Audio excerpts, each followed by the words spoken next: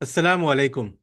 One of the miracles of the Quran are the rules of Tajweed, which is really a divine system that unlocks deeper meanings. Here's a couple of examples. Allah subhanahu wa ta'ala says, Al-Haqqah, Mal-Haqqah, Wama adraka Mal-Haqqah.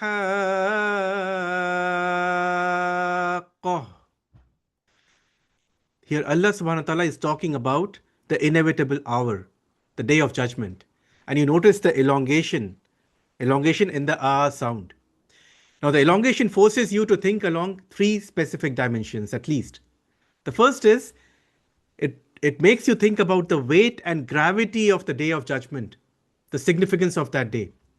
The second, the stretching forces you to think of the stretching of time on that terrifying day, the extreme fear on that day.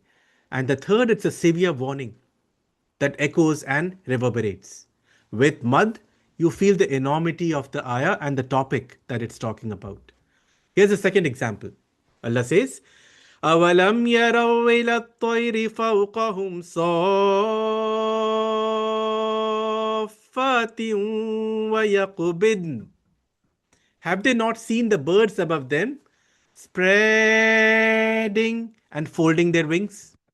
You notice the elongation in one case and the fast transition in the other case. Safatin conveys the notion of spreading of the wings or flying high or elevation, whereas yaqbidn is constricted, gives you the notion of the wings getting folded in, the downward beat, the heaviness.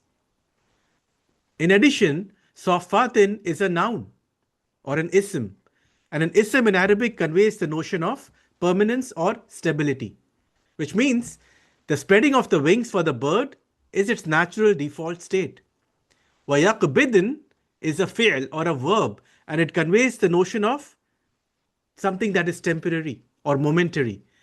And so this flapping or this downward folding in of the wings is something that is done infrequently by the bird, whereas spreading is the permanent state or the more natural or default state.